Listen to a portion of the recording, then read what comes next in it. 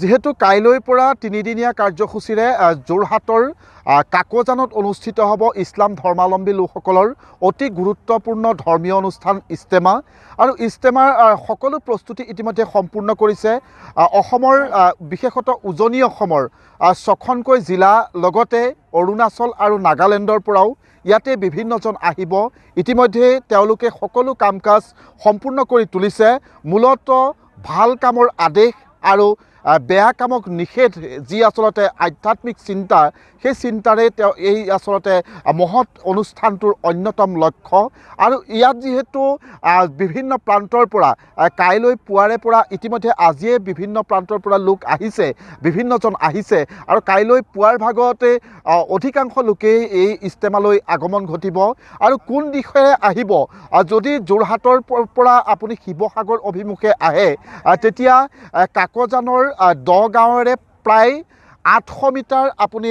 অতিক্ৰমিব লাগিব আৰু 800 মিটাৰ অতিক্ৰমিয়ে আপুনি ইজতেমাস্থলী দেখিবলৈ পাব আৰু যদি উজনিৰ পৰা আপুনি যোৰহাটৰ বা গুৱাহাটীৰ দিশে আহে তেতিয়াও আপুনি 10 গাঁৱৰ পৰা 10 গাঁৱৰ যি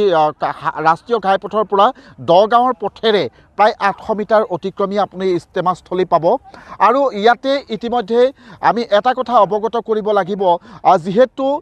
এই ইজতেমাস্থলীতে প্ৰায় 6000কৈ স্বেচ্ছাসেৱক আছে আৰু তেখেতসকলে বিভিন্ন প্ৰান্তত যে ইজতেমাস্থলীৰ পৰা কিছু নিলগৰ 6টাকৈ স্থানত ইতিমধ্যে গাড়ী ৰাখাৰ স্থান নিৰ্ধাৰণ কৰি দিছে আৰু তাত নিৰ্দিষ্টকৈ তেওঁলোকে লক্ষ্য ৰাখি বান্ধি দিছে যে কোন স্থানত গাড়ী ৰখাব পাৰিব সেইমতে তেওঁলোকে তাতে গাড়ী ৰখাই ইয়ালৈ যেহেতু খোজেৰে আহিব লাগিব যেহেতু মই পূৰ্বতে উল্লেখ কৰিছোঁ প্ৰায় 5ৰ পৰা 10 লাখ লোকৰ সমাগম ঘটিব এই ইজতেমাত আৰু মই অকণমান যদি পৰিৱেশটো দেখুৱাওঁ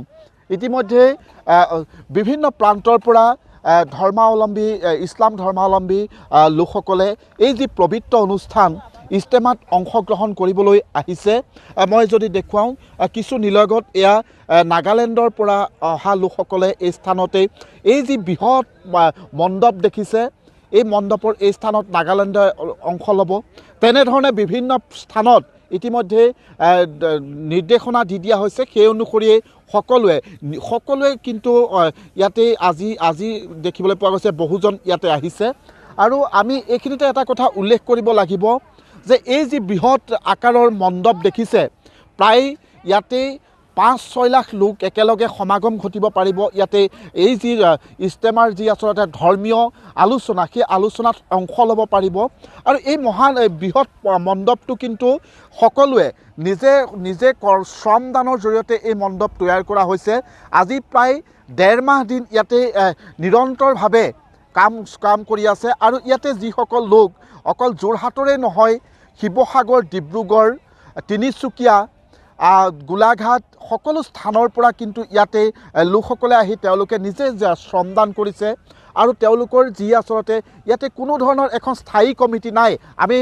পূৰ্বতো এই যি এই ইজতেমাৰ যি প্ৰস্তুতি সেই প্ৰস্তুতি আমি পূৰ্বতেও দেখুৱাই আহিছোঁ যেহেতু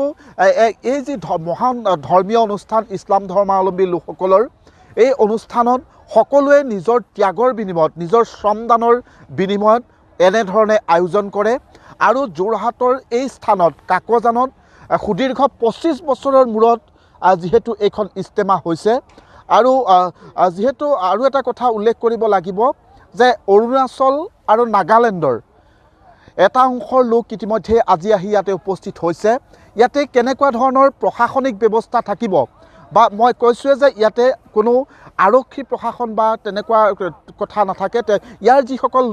যুৱক সেই যুৱকসকলে ইয়াতে স্বেচ্ছাসেৱকৰ দায়িত্ব পালন কৰে প্ৰায় 6000 স্বেচ্ছাসেৱক ইতিমধ্যে ইয়াতে নিয়োগ কৰা হৈছে কোনো এজন লোকে যাতে ইয়াতে সমস্যাৰ সন্মুখীন নহয় কোনো এটা সামগ্ৰীৰ যাতে ইয়াত অভাৱ নঘটে তেনেধৰণৰ সকলো ব্যৱস্থা কৰা হৈছে আৰু ইয়াতে বিভিন্ন জন আহি ইয়াতে সুন্দৰভাৱে তেওঁলোকে যি আসলতে মনত আশা লৈ আহিছে যে ধৰ্মীয় আলোচনীত সভাত অংশ ল'ম এই যি মহৎ অনুষ্ঠান ধৰ্মীয় অনুষ্ঠান এই অনুষ্ঠানত অংশ ল'ম তাৰ সকলো ধৰণৰ ইয়াতে ব্যৱস্থা কৰা হৈছে আৰু খুব সুন্দৰকৈ সুন্দৰকৈ সকলোৱে আহি ইয়াতে অংশগ্ৰহণ কৰিব পাৰিব। মই কৈছোঁৱে এটা বৃহৎ আকাৰৰ মণ্ডপ আৰু কাষতে যদি অকণমান মই দেখুৱাওঁ, মোৰ সতীৰ্থই দেখুৱাই এনেধৰণে বিভিন্ন প্ৰান্তৰ পৰা অহা যিসকল লোকসকলে নিজৰ নিজৰ একো এটাতে আচলতে ইছলাম ধৰ্মাৱলম্বীৰ ভাষাত হালকা বুলি কোৱা হয়, সেই এনেধৰণে সকলোৰে নিৰ্দিষ্ট কৰি ৰখা হৈছে আৰু তেওঁলোকে তাতেই খাদ্য গ্ৰহণৰ পৰা আৰম্ভ কৰি সকলো ধৰণৰ ব্যৱস্থা হ'ব। মই আৰু যিহেতু কাইলৈ পুৱাৰে পৰাই এই কাৰ্যসূচী তিনিদিনীয়াকৈ অনুষ্ঠিত হ'ব। 6গৰাকী বিশেষ ধৰ্মীয় গুৰু আহিব, উত্তৰ প্ৰদেশৰ পৰা আহিব, মহাৰাষ্ট্ৰৰ পৰা আহিব আৰু পশ্চিমবংগৰ পৰা এগৰাকী বিশেষভাৱে ধৰ্মগুৰু আহিব। তেখেতে আচলতে সকলোকে সম্বোধন কৰিব। মই আকৌ কৈছোঁ যে ভাল কামক আদেশ আৰু বেয়া কামক নিষেধ, এই যি মহান লক্ষ্য, এই লক্ষ্যলৈ এই যি ইজতেমা অনুষ্ঠিত হয়, অকণমান মই যিহেতু এগৰাকী উদ্যোক্তা দেখিছোঁ, অকণমান আহিলে সুবিধা হ'ব। যিহেতু কাইলৈৰ পৰা আৰম্ভ হ'ব, আপোনালোকে অতি আগ্ৰহেৰে এই আয়োজন কৰা তিনিদিনীয়াকৈ আয়োজন কৰা এই ইজতেমা, কেনেকুৱা প্ৰস্তুতি সকলো হৈ গৈছে? প্ৰস্তুতি ইতিমধ্যেই আমাৰ প্ৰায় হৈছে আৰু অহা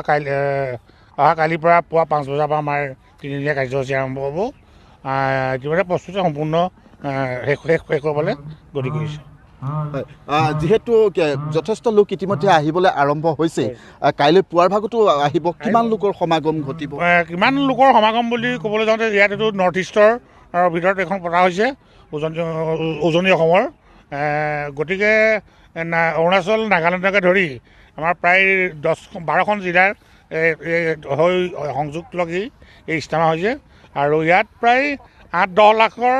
মানুহৰ সমাগম হ'ব আৰু আহি আছে। আৰু আজি ৰাতিও আহিব, অহা কালিলৈও আহিব। আজি এতিয়া মানুহ সমাগম সম্পূৰ্ণ আহি আছে মানুহ। যিহেতু বিশেষকৈ 6গৰাকীকৈ ইতিমধ্যে জানিব পাৰিছোঁ, 6গৰাকী বিশেষ ধৰ্মীয় গুৰু আহিব, তেখেতসকল ক'ৰ পৰা আহিব? ইতিমধ্যে যি 6গৰাকী ব্যক্তি আহিব ধৰ্মগুৰু, তেখেতসকলে ইতিমধ্যে আপোনাৰ ইছলাম ধৰ্মৰ সম্পৰ্কত তেখেতসকলে বয়ান ৰাখিব আৰু বিশ্বৰ শান্তিৰ বাবে 8 তাৰিখৰ দিনা সমূহীয়া দোৱা হ'ব। তাত সেইদিনাখন প্ৰায় 10 লাখত ওচৰা-ওচৰি মানে আমাৰ ৰাইজ হ'ব